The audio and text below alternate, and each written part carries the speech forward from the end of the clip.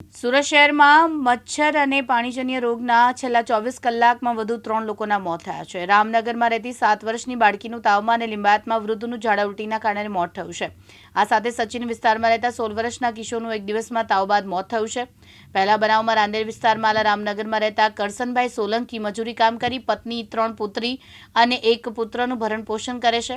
કરશનભાઈની 3 પુત્રી પૈકી 7 વર્ષની ક્રિષ્ના છેલ્લા 2 દિવસથી તાવ આવતો, દવા લીધી પરંતુ તબિયતમાં કોઈ સુધારો થયો ન હતો. ત્યારબાદ સવારે કૃષ્ણાની વધુ તબિયત લથડતા સારવાર માટે નવી સિવિલ ખસેડવામાં આવી, જ્યાં ફરજ પરના તબીબે તેને જોઈને મૃત જાહેર કરી. બીજા બનાવમાં લિંબાયત સંજયનગરની બાજુમાં આવેલ આસપાસ નગરમાં 65 વર્ષીય મીરાબેન સ્વામીનાથ ગુપ્તા પરિવાર સાથે રહીને નિવૃત્ત જીવન જીવી રહ્યા હતા. 19મી રાત્રે મીરાબેને ઘરે એકાએક ઝાડા ઉલટી થવા લાગ્યા, જેથી તેમને સારવાર માટે ખાનગી હોસ્પિટલ ખસેડાયા, જ્યાંથી વધુ સારવાર માટે 108માં નવી સિવિલ હોસ્પિટલ લઈ જવાયા, જ્યાં મીરાબેનનું સારવાર દરમિયાન સવારે મોત થયું છે. ત્રીજા બનાવમાં સચિન વિસ્તારમાં આવેલ શિવનગરમાં 16 વર્ષનો અક્ષ અલ્પેશ બ્રહ્મણ સવારે પરિવાર સાથે રહેતો. જીબીમાં કોન્ટ્રાક્ટર હતા. પિતા ડ્રાઈવર તરીકે નોકરી કરતા. અક્ષ પરિવારનો એકને એક પુત્ર હતો. અક્ષ ઘર નજીક આવેલી હાઈસ્કૂલમાં ધોરણ 12માં અભ્યાસ કરતો. અક્ષને તાવ આવ્યો, જેથી મેડિકલમાંથી દવા લીધી પરંતુ તબિયતમાં કોઈ સુધારો થયો ન હતો.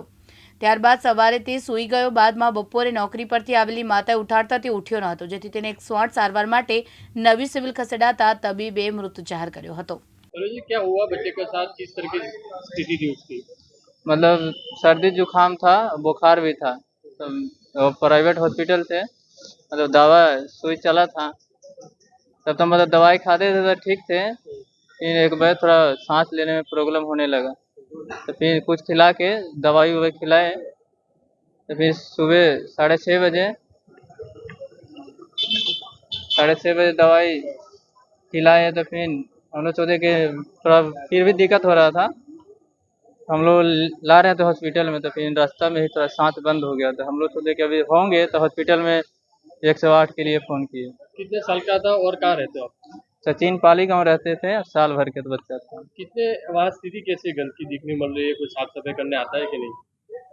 हाँ, वो गाड़ी वाले जो हैं वो आते हैं. तो गंदगी तो दिखती होगी ना वहाँ पे? हाँ. मच्छर जो है, मच्छर है वहाँ पे? हाँ, मच्छर तो है थोड़ा थोड़ा. बच्चे को कोई गंभीर बीमारी थी? नहीं, ऐसा कुछ नहीं, कोई बीमारी नहीं था. दो मतलब 3 दिन पहले तो सब चीज़ खाते पीते थे, सब सही थे. मतलब 2 दिन के ही ऐसा हुआ. और भी कोई केस सामने आए वहाँ पे? नहीं, कोई ऐसा बच्चे बीमार है ऐसा है, कोई आजू बाजू में कोई है? नहीं, ऐसा तो अभी कुछ नहीं. ક્યારે તમારા દીકરા બીમાર પડ્યો? 2 દિવસ. 2 દિવસ. એના પહેલા તો આગળ તમે કે હોસ્પિટલમાં લઈ ગયા તો તમારા દીકરાને? ના, હોસ્પિટલમાં આજે તમે સિવિલ હોસ્પિટલ ક્યારે લઈ આવ્યા તમારા દીકરાને? હમણાં જ લાવ્યો, કલાક 1.5 કલાક થયા. ડોક્ટરોએ શું કીધું? ડોક્ટરે કહી એમ કે છે ડેટ જાહેર જ કરે. એને શું થયું? બુખાર કેવી રીતે? તાવ ને શરદી જ હતી 2-3 દિવસ પહેલા. દવા લાવ્યો, દવા પીવડાવી બસ. ને પછી હવે સારું થઈ ગયેલું હતું, ખાઈને ઊંઘી ગયો અને પછી એકદમ જ આવું.